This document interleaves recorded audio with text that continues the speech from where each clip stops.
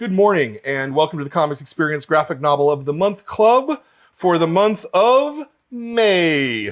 Our book this month is the spectacular, oh gosh, it's such a good book, PILU of the Woods. I'm Brian Hibbs, your host. I'm here with Mai Nguyen, the author of this fantastic book, and we've got a very wonderful audience filled with kids who loved this book, right? Yeah! Oh, you guys are so good. I love that. And before I forget, I also want to I want to thank our sponsors at The Beat for helping us do these shows. It's really helpful. Mm-hmm. This is a really, really good book. Some of my favorite books are kids books. Mm-hmm. And this is one of the best ones I've read. I thought it had a lot of heart and a lot of soul, and it made me kind of teary at a couple places, and it made me feel a lot of joy in places, which is what you want a book to do. So thank you for that. Thank you. That means a lot. I put a lot of heart into it, so it means so much when other people really enjoy it. Yeah. So let me ask you, why comics? Why is it that comics are what you want to do as your art form? Yeah. So I've always been drawing since I was little, so doodling has been my thing. I'm not the best of writers, so I tend to lean towards telling stories through visuals and pictures and any doodle I have. And it just ended up being the medium that was easiest for me to communicate the stories and tell the stories that I wanted to do. And I grew up reading lots of comics and watching lots of cartoons, so it all sort of fit together. Yeah. What comics were you reading when you were young? So I'm half Japanese, so I grew up reading a lot of manga and Japanese comics. And then around high school and maybe early college, I started to read a lot of American comics, and then I discovered like middle grade graphic novels, and that's where it really clicked. I was like, oh, like this medium feels really right to me. The storytelling feels like the type of the storytelling I want to do. So that's sort of when it all clicked together, and I really started making comics. Yeah. Mm-hmm. Did you study comics, art?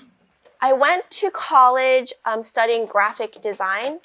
So it's a little bit of like visual and more creative stuff, but a lot of the comics I made before PILU of the Woods, like self-published comics, I did during my free time in like college and beyond that. Yeah. Okay. Mm-hmm. Okay.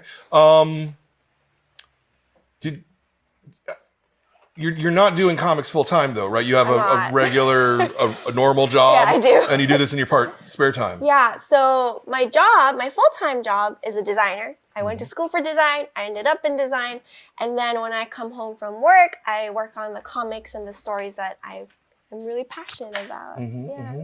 And what kind of design do you do?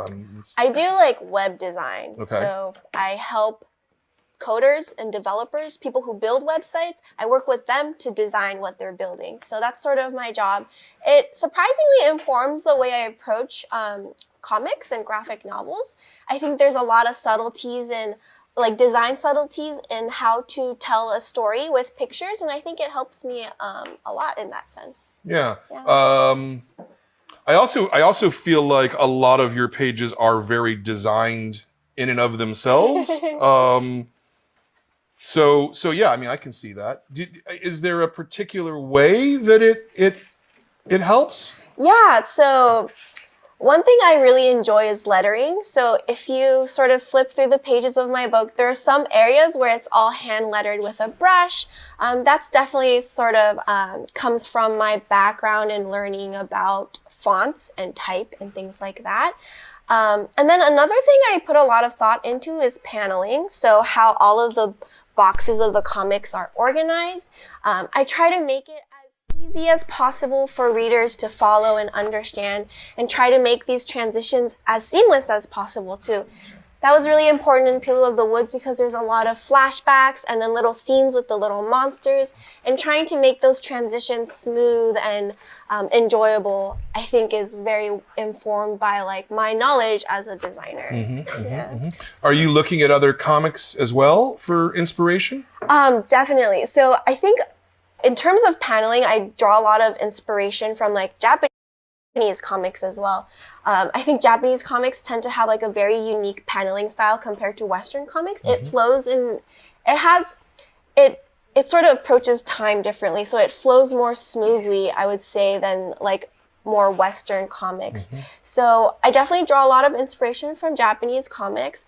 And then obviously there's a lot of more recent middle grade comic books that I really love, that I always sort of like look to when I think about what kind of comic I want to make. So yeah. Where did the idea for the book come from? Yeah. So I came up with this idea maybe like 5 years ago. For my stories, I usually start with like a single image in my head that I get really like obsessed about, and I want to build a story around it. Specifically for PILU of the Woods, I went to school in Central California in a town called San Luis Obispo, and there's a lot of beautiful hikes and trails around that area. And during that time, I used to go on hikes a lot, and when I'm hiking, I tend to be like spacing out a lot and thinking of like fantastical like stories and story ideas. And when you're hiking, sometimes you see these fallen trees that are hollow in the inside. And I was thinking about how cool it would be if you like saw a little forest spirit tucked away in there, lost. So that imagery sort of got stuck in my head, and I started sketching it and then building the story around it. So it definitely started with PILU. Yeah. Interesting. Okay. Yeah. Okay. We can have a question already. Go ahead. I was wondering if that's why you named it PILU of the Woods, even though Willow seems like more the main character. Yeah, Willow is definitely the main character, but PILU is sort of the beginning of the story, and she's the character that brings everything together. So yeah, that's right. Yeah. All right. Go ahead. What's your favorite flavor of ice cream? My favorite flavor of ice cream, that's a really tough question, but I do go back to mint chocolate. That's always been my favorite ice cream flavor, and I tend to judge like an ice cream shop by their mint chocolate chip. Why did you start drawing? I started drawing when I was really little, maybe like, I don't know, as soon as I could hold a pencil, I was always drawing. Both my sisters like to draw a lot too, and I always wanted to do whatever my sisters were doing, so I would tag along and draw with them. Were you drawing comics then? Like little stories, or were you just drawing individual illustrations? I used to make little, I guess you would call them zines, but I would Sure. make picture books about my dog. And that's sort of, I guess that would be my beginning of like, as a comic artist. As a 7-year-old, I would make stories about my dog. Yeah, that makes sense. Yeah. Yeah. What gave you the idea for PILU of the Woods? Yeah. Like take it from a book that you read or... I would say the main source of inspiration, like I said, is just the woods. I really enjoy nature, and I love the idea of encountering something like mysterious and magical in the woods, in nature. And that's basically where it sort of evolved from. That would be the starting point. Why did you feel a Mangola tree spirit? That's specifically why she's a magnolia tree spirit. I really like magnolias. Have you guys seen a magnolia in real life? No. Yeah. But Tyler told me about them. Yeah, so they have these really big leaves. They can be like this big, and then the flowers could be this big. And the flowers smell really, really good, and I think they're really gorgeous trees. So that's sort of why I chose the magnolia tree.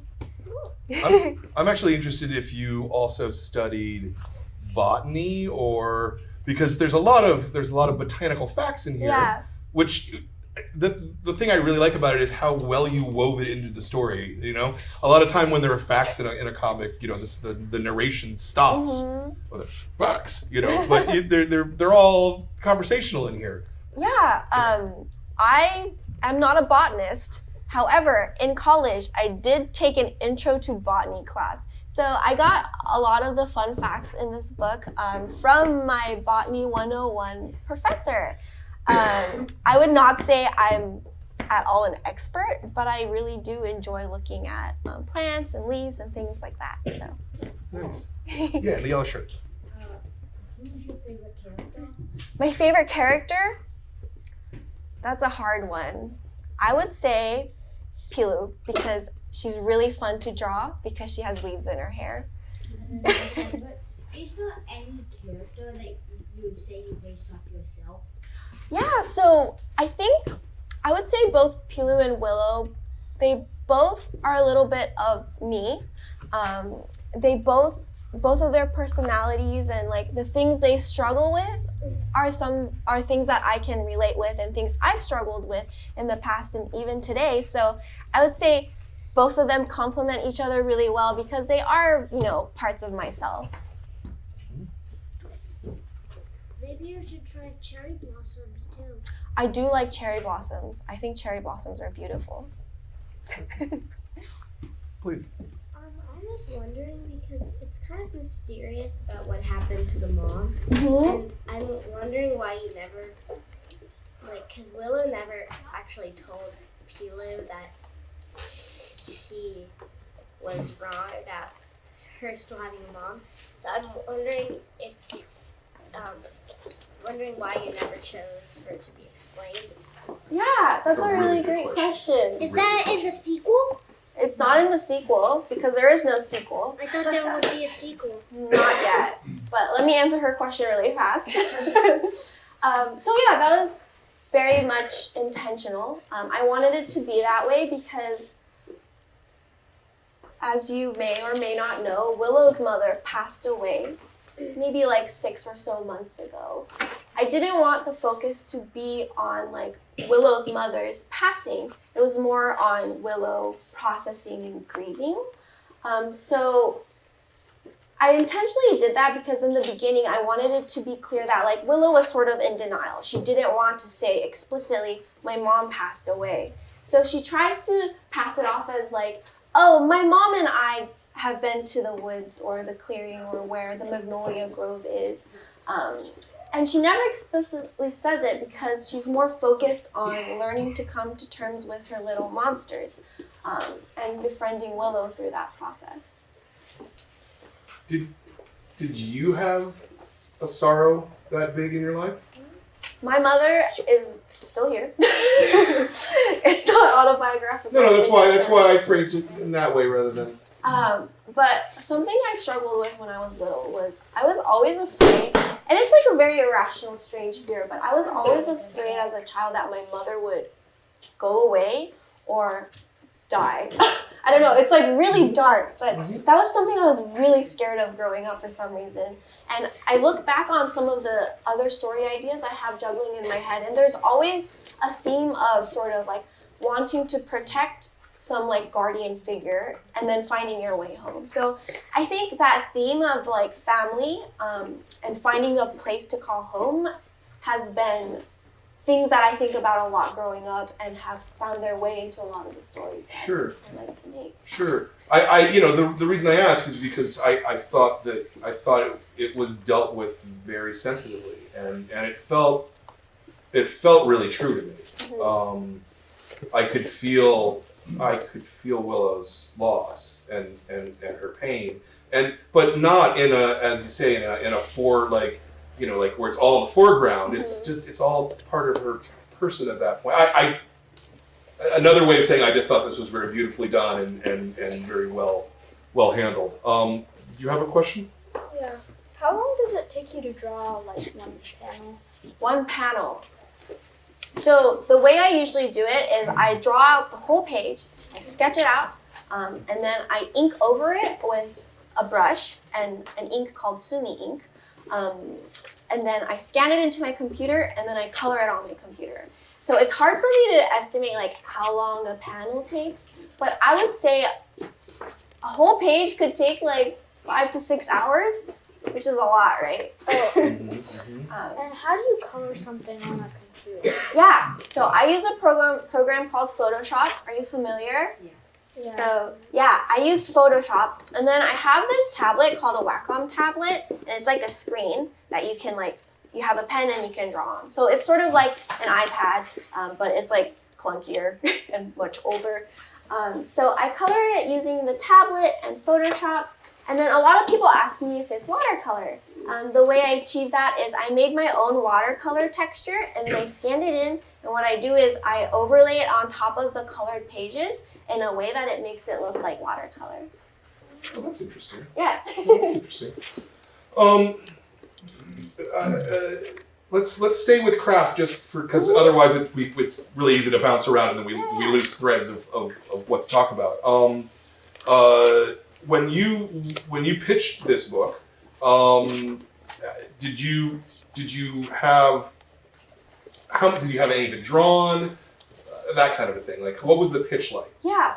So when I brought this book to my publisher, Oni Press, I had about 10 pages already drawn and colored. It was something I wanted to do in my own time anyway, so I was already working on it when Oni Press had their little like open submissions period. So I did have the first 10 pages already drawn. However, I redrew it for this book because it looked a little outdated. So yeah. Okay.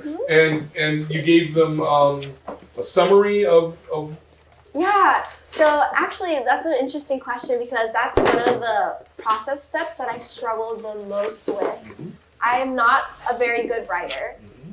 In the past, when I make comics, it's all in my head, and I just sort of like vomit it onto a piece of paper. I'm like, here's a book. I made a book.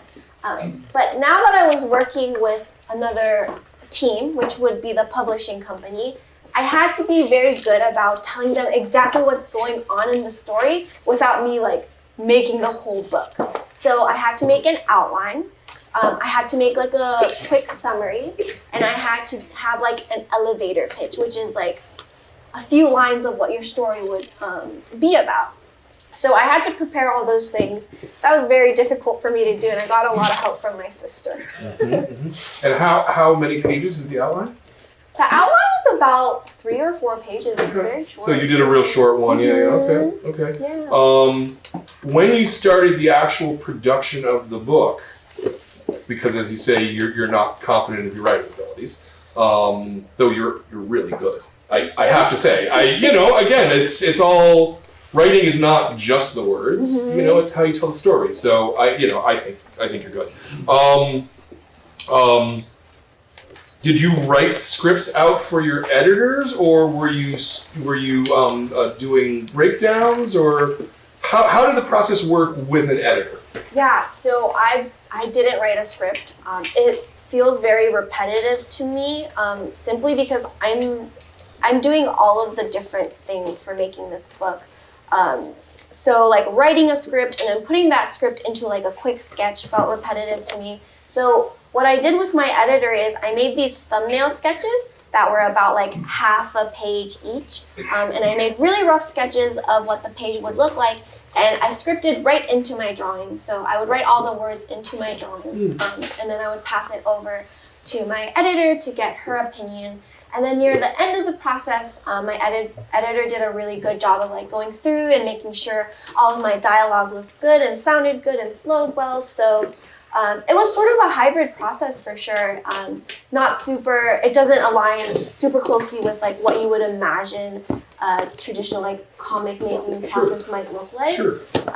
But yeah, my editor was she really adapted well to my process as well, and we worked really well together. Well, this is the magical part about comics. I mean, I've interviewed 100 and some odd cartoonists at this point, and nobody ever tells me the same story of how they do it ever. It's all like a fingerprint. And there are definitely people who script out everything, voluminously ahead of time, and people who just kind of make it up as they go along. And so did you diverge from your outline at all? Oh, I did. Yeah. A lot. Okay.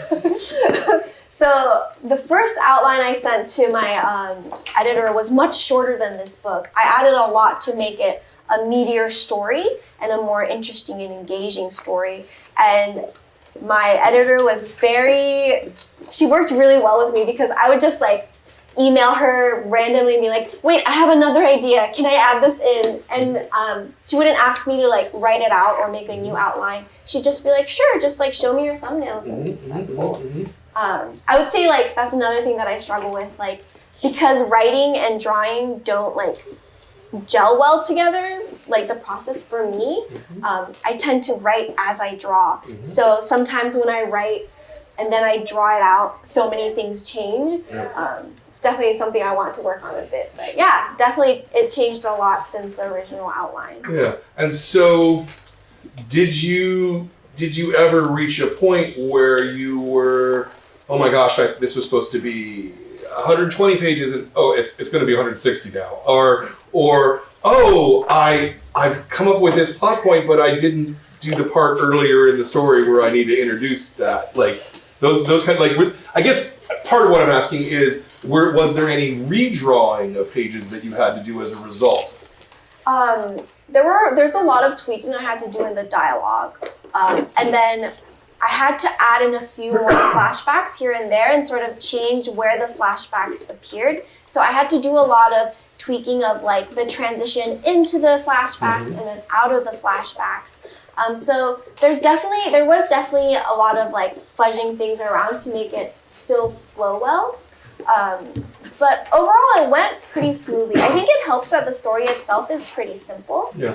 It's not like a crazy adventure fantasy plot where, you know, you really have to keep track of what all the characters and their intentions are. So I think that helped a lot as well.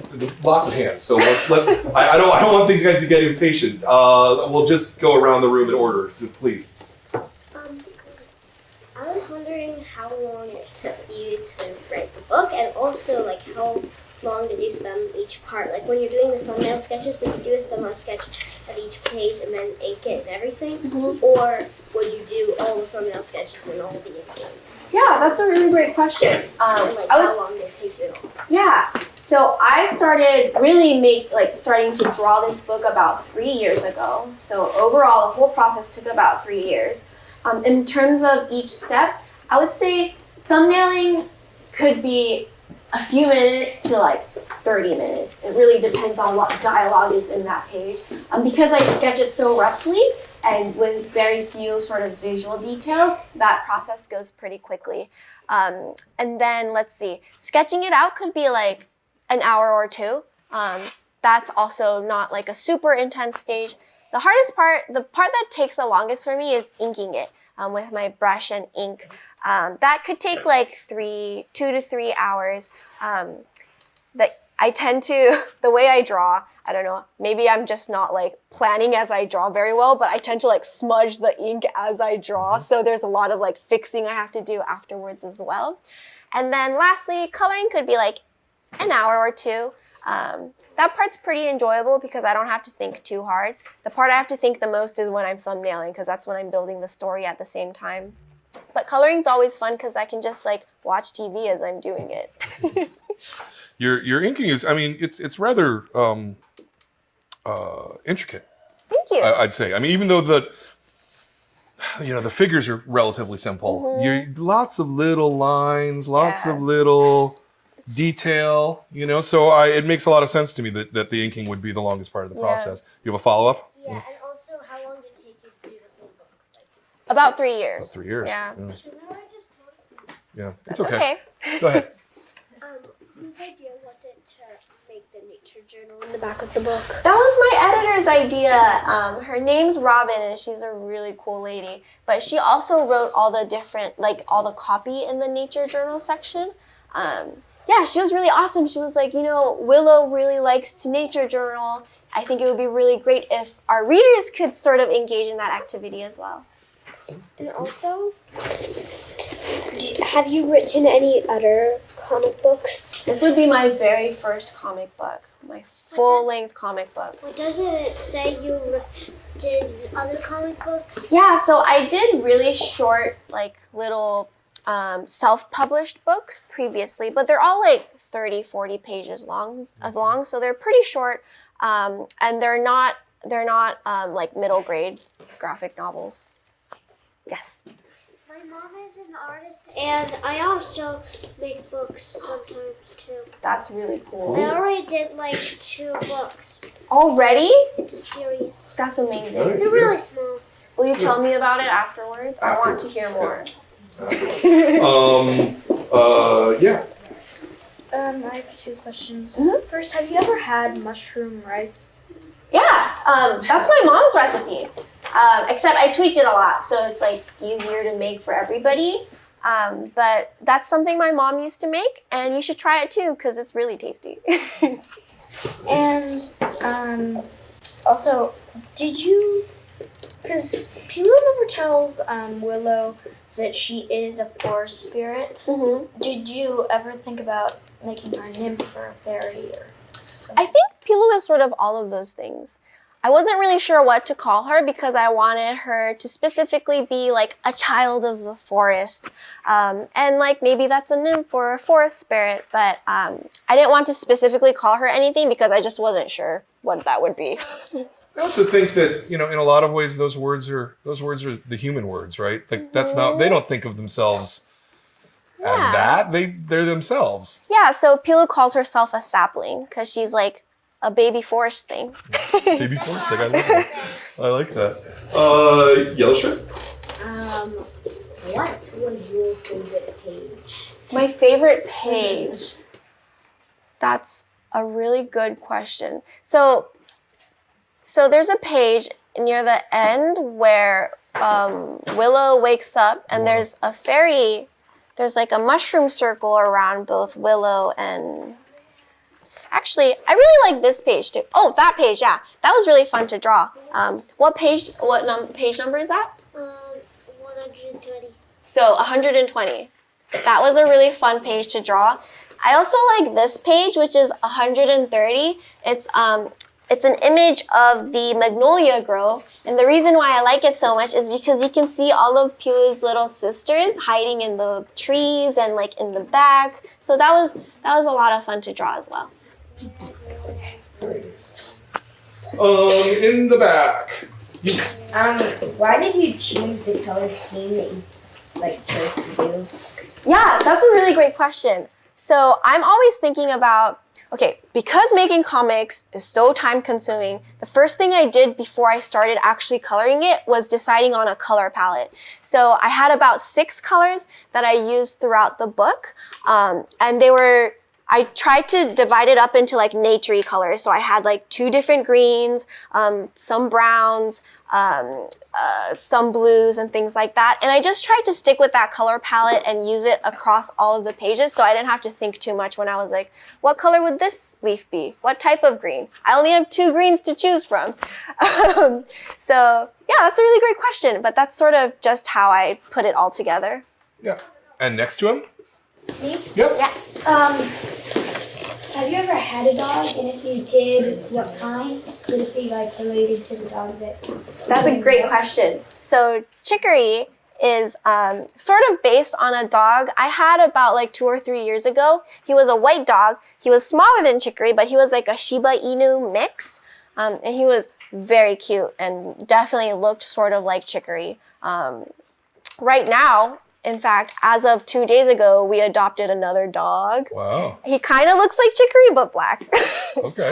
So yeah. Was Chicory in the story from the beginning, or did he get added later? Or? Chicory was in the story from the beginning, but he originally had what looked more like a husky, like a gray husky. Mm-hmm. And then 2 years ago, my dog passed away, and that made me very sad because my dog was always sort of next to me when I was like drawing these pages late at night.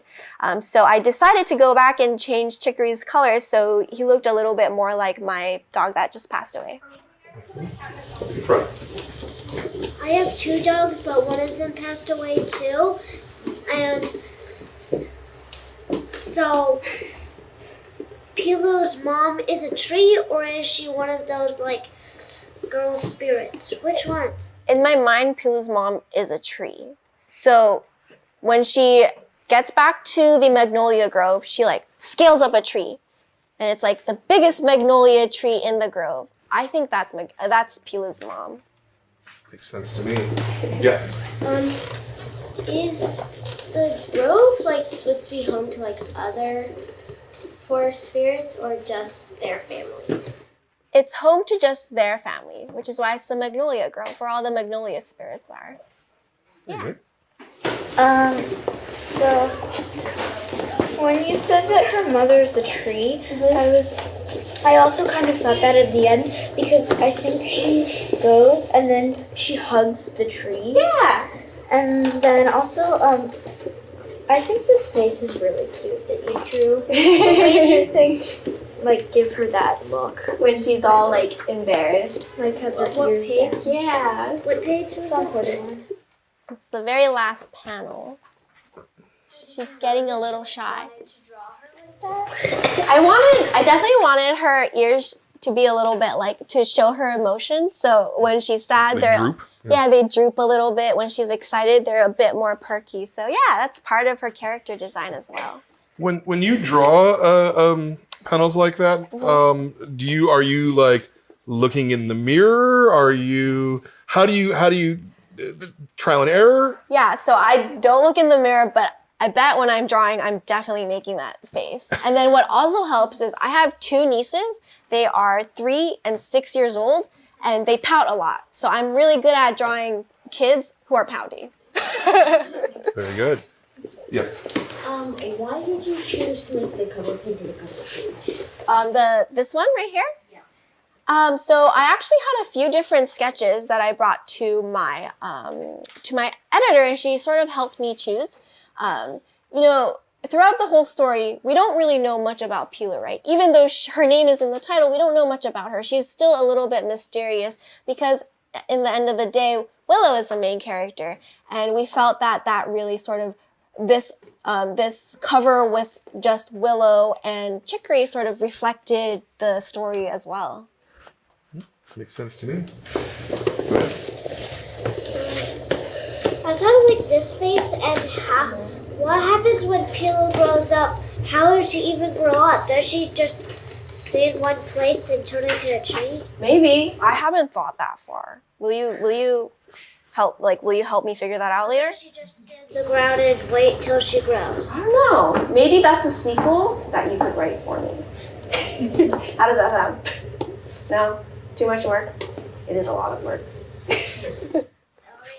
Book in my mind. Okay, you work on that first, and then we'll talk later. So, because you have a regular job, full-time job, Yeah. and you're doing comics afterwards, I'm curious about how this works. Like, do you get to go out and have a life, or are you just come home and just chain yourself to the board and just start drawing, or? It was definitely a learning process. I can't go out and have fun every night because I had incremental deadlines for myself. What helped a lot is I told a lot of people that I was working on a book. So a lot of my friends sort of understood what my priorities were until I met my deadlines. And just making sure the people that are in your life are really aware of what's going on in your life really helps to for them to understand, how much free time you have and, whether you can commit to these different fun events. In terms of time management, another thing that really helped was before I started working on the pages, I made this chart of all the pages I had to do, broken up into the different steps. And as I finished each step, I would sort of color in the box, and that was satisfying in its own way. Kept me going. Gives you a goal that you can visually see. Yeah, exactly. Yeah. And would I assume you get home from work and you eat dinner and it's probably 7 o'clock or something and you're sitting down to draw. Are you going from 7 till 1 in the morning or? No. I need sleep or else I can't function the next day. And the thing with me is I can't be productive for a long time. So what usually happens is after I get home from work and I eat dinner and whatnot, or I would sit down and start working on it from 8 to maybe 10. Okay. And then another thing I did a lot was on certain weekdays, I would meet up with my friend at a coffee shop. And then we would work together on our own projects. So my friend is a writer, so she would sit across from me writing her story, and I would have sort of my sketchbook or whatever page I'm working on and sit across from her and work on my story. So having sort of a work buddy helps a lot too to keep you going. Yeah, makes sense. I noticed that on a lot of the pages you can kind of see the tree Wait, sorry, not the treatment. The monsters, like on page 91, there's like her boots are like the water droplets around her boots are like little monster heads. And are you doing that to kind of show that like they're always with her, basically? Like. Yeah, no, that's a great question. That's sort of right. Yeah, I have panels where you can see the little monsters getting a bit riled up. Specifically, the page that you just mentioned, that's right when the monsters sort of move from within Willow to the real world. So they are these little monsters that are always with her. So, yeah. Do you live in San Francisco? I don't live in San Francisco. I live about 30 minutes south of San Francisco in Millbrae, which is where the airport is. So if you've ever been to the airport, I was in the area probably. At the end, you said that your friend actually drags you on Thursday nights to the coffee shop. Yeah, that's exactly how it happened. 2 years. Yeah, 2 years. Every Thursday, we called it Thursdays because it was our work day. And sometimes I'd be really tired after work, and she would still be like, "Come on, Mai, like, just an hour, 30 minutes, we gotta like get FaceTime together and just crank on our projects." That's why you drink coffee, to keep you up. I do drink a lot of coffee. Was there, like, once you had the contract to do the book, was that enough of a lash for you as a creative person to get you producing? It was definitely a moment where I was like, oh, I have to finish this book now. I've never finished a full-length book. And what's interesting is, at least for me, the way my relationship with the publishing company and the editor was a bit like, my editor trusted me to do what I wanted to do well and just keep in touch with her like maybe once a month. So in terms of like, she would always check in with me to make sure I was on track. But beyond that, I just try to keep going at it one page at a time. Yeah, just because 3 years is a long gestation project, gestation time to make a book, and keeping yourself on track seems like maybe the trickiest part of all of being a cartoonist in that situation. I think what helped is I tried not to look at the end goal think about the end goal too much because it scared me. I was like, I still have 100 pages to draw, and 2019 sounds like way too far away for me. And as I mentioned, I had a little chart where I marked like each page I had to do, and just focusing on the next box helped a lot. Just what do I have to do next to get the story a little bit further? Small goals. Did you create that chart? Did someone suggest that you do that, or did you came to that on your own? And if you came to it on your own, was it something you had done for your previous 32-page comics? I decided to do it by myself just because there was like so many things that I had to keep track of in my head. So I was like, it's easier to just draw out a chart for myself right now. And it's not something I've done before because my previous stories have been pretty short. Like I said, about 20 to 30 pages. Sure. And because they were self-published, meaning I drew them and then I printed it out myself and made it into a book, I didn't have very strict deadlines. Sure. So, yeah, you could do it whenever you wanted to at that point. Yeah, exactly. Yeah. Okay. Was it scary to do something that was 4 times the length? Oh, yes. Yeah. It was terrifying.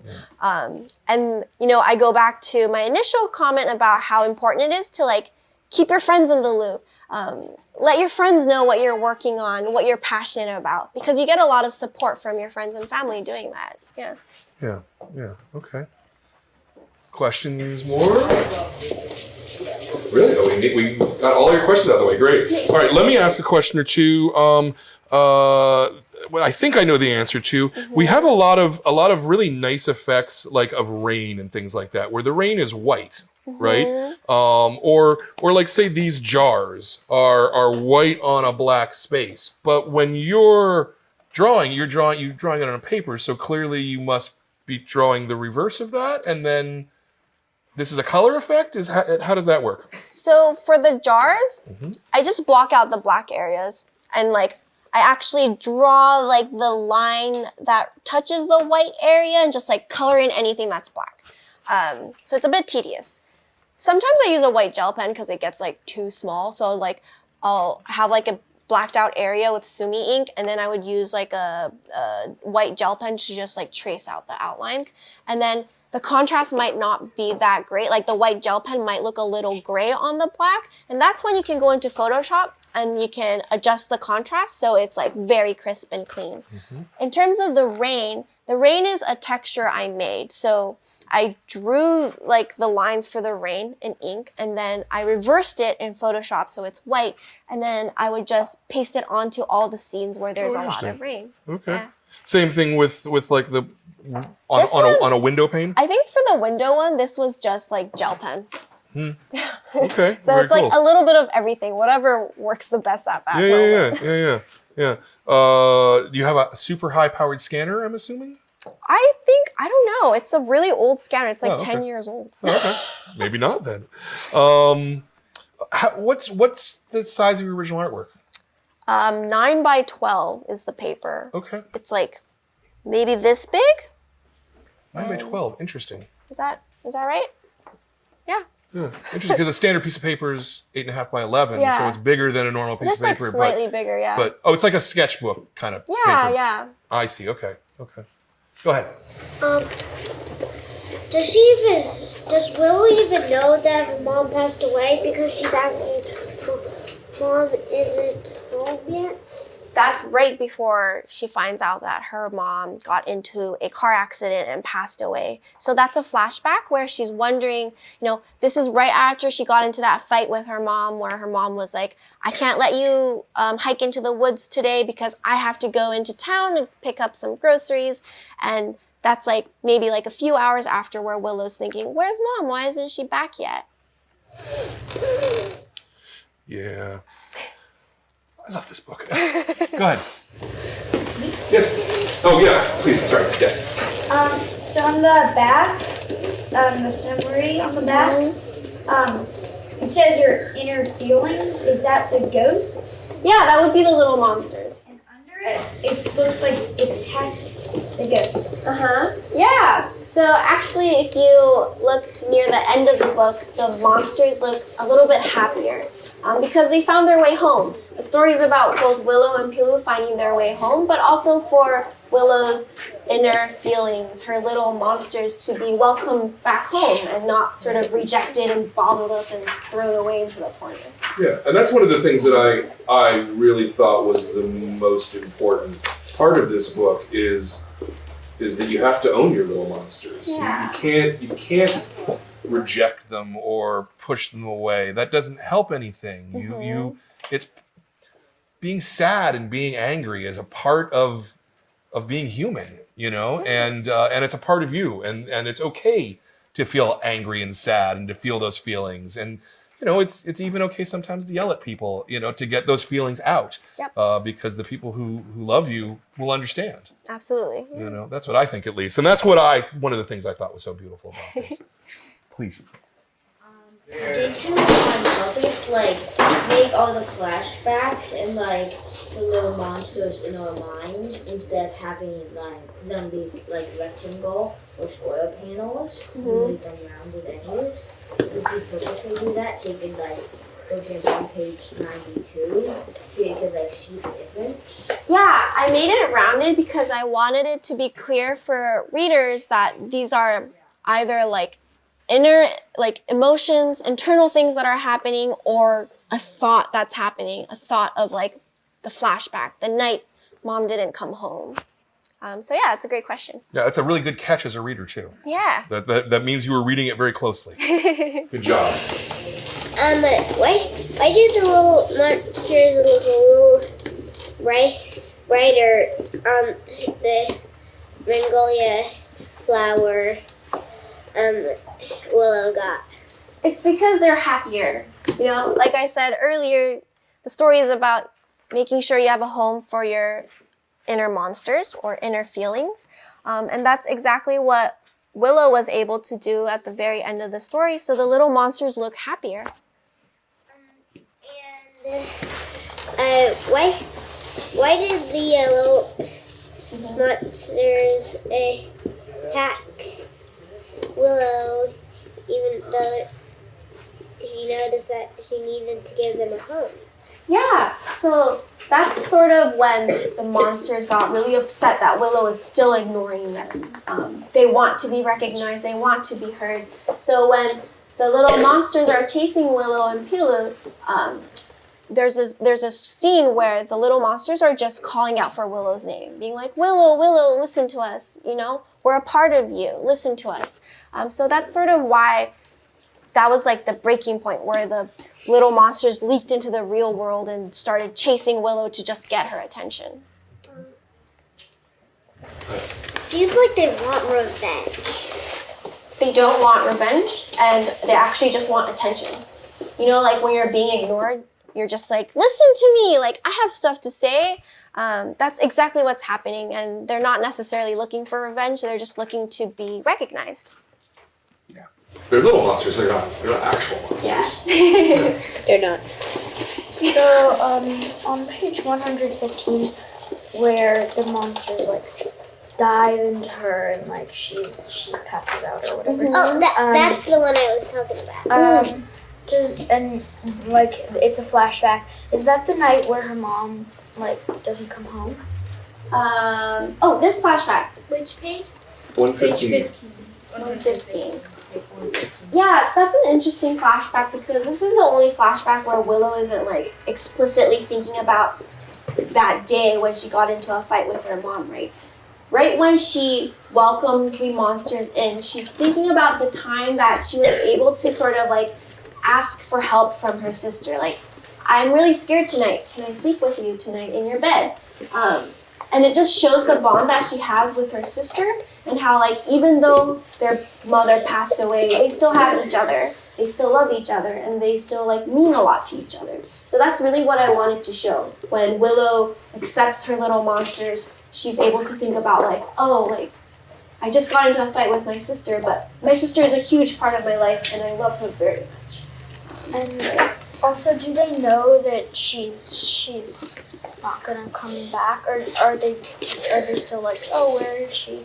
No, so it's implied that Willow's mom passed away in a car accident a while ago. It's not said explicitly, and it's a little subtle, but that's sort of what happened with her mom.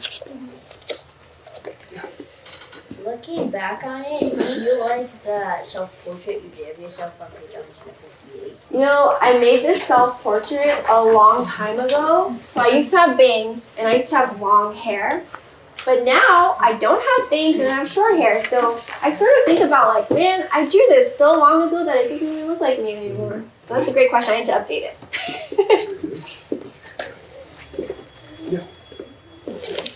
But does Willow know that her mom died in the car? She does. She does. So how does she find out? Her dad probably told her. Her dad probably got a phone call, maybe from the hospital. It's not something like I really thought about. Like I said, I wanted the focus to be sort of Willow coming to terms with like her grief and her emotions. But I imagine that's sort of how Willow found out. There's a scene where in a flashback Willow is placing some flowers by like where the accident happened, and her dad is sort of trying to comfort her. So she does know. Where's that scene? Let's see. That's pretty funny, probably. Is it? I remember it. Yeah, I remember it. Page 87. 87, there you go. Very good. Yeah. Is it in this flashback on page 115, 116, 117, where she's sleeping with Yeah. her sister? Is it supposed to be that they already learned that my mom is dead there? Yeah. Yeah, so this is like maybe a little bit after their mom passed away, and Willow just has a hard time falling asleep without thinking about really dark thoughts or just being really sad. And that's when she goes to her sister's room and she's like, hey, and I hang out with you because I have a hard time falling asleep. So that is correct, yeah.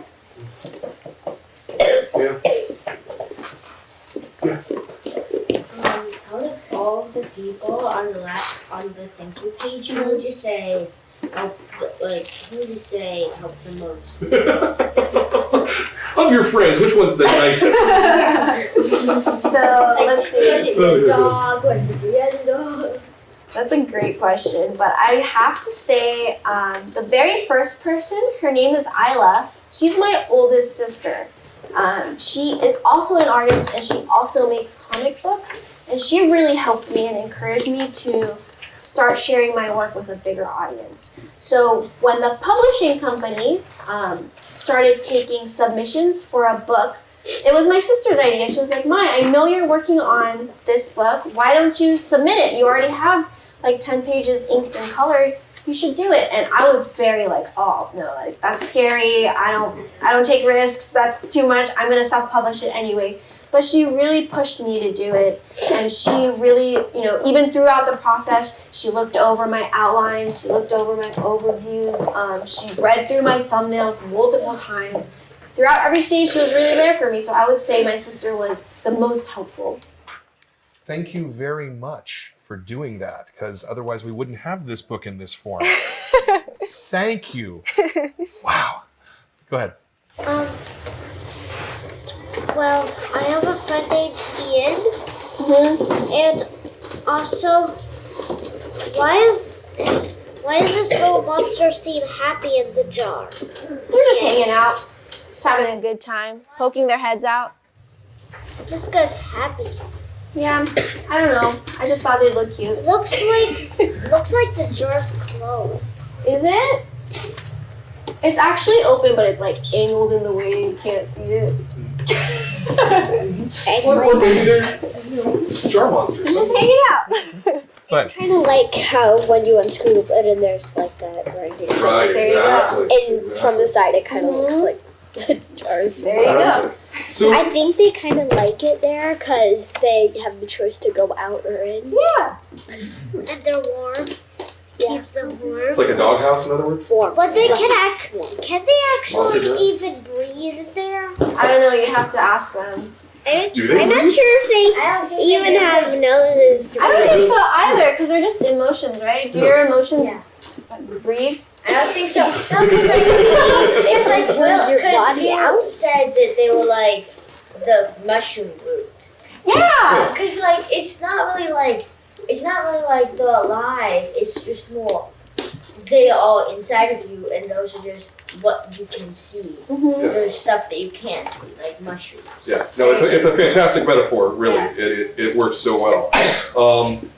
What do you have coming next? What? So I don't have like any projects that are ready to go, but I do have a few story ideas that I want to start fleshing out, Okay. and that's sort of what I'm working on right now during my free time. Like you, I'm just like starting to write some stories that I have in my mind. Okay, so it might be a couple of years before Yeah. we see something else. We'll see. Okay. The sequel? Not the sequel, Yeah. You unfortunately. said there would be a sequel, maybe. I actually said there wouldn't be a sequel, but you can work on it if you would like. I am not good. Okay, cool. We're on the same page It's then. your book. Yeah. What are your other story ideas? What are all of them? All of them. What are all your other story ideas? So I really want to do like a fantasy story next, where it's less about in like inner conflicts and things like that, but more about like an adventure. So I want to do a story that's a little bit more complex with more characters, which will be a little challenging because, like I said, I'm not the best of writers, and that's when you really have to be good at like writing and planning all these different plot points. So we'll see how that goes. I definitely want to do a little bit more fantastical sort of adventure stories. Cool. I want to see that. Yeah. You'd want to see that? Yeah. Yeah. Are you going to have a second book for Tea Dragon? I didn't work on Tea Dragon Society, but I love that book. That was Katie Katie O'Neill. O'Neill. And I can tell you that Katie O'Neill's second Tea Dragon book is coming out soon, I think. So you can pre-order it. Yeah. Very good. Well, normally we end on a plug for your work, but that's great. You're ending on a plug for someone else's work. I think that's fantastic.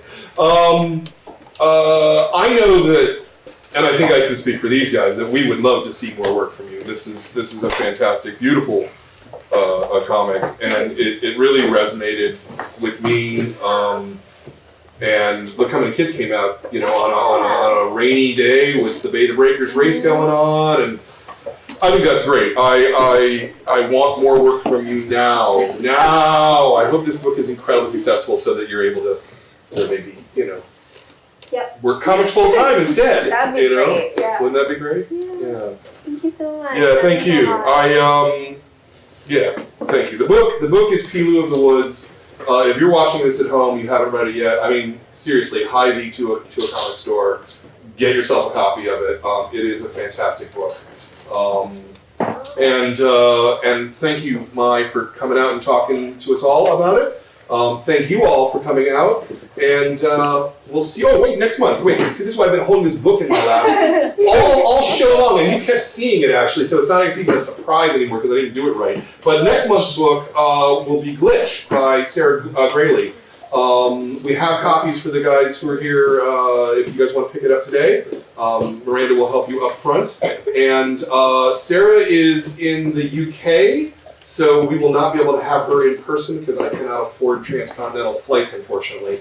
But we will be doing it on video, and she'll be staying up late in the night to come and do that. But this month's book was this. And again, thank you is all I can say. Again, I know I keep saying it, but I really thought this was a special, fantastic book. Thank you so much, and thank you for having me, and thank you for all of your questions. They were very good questions. Yep.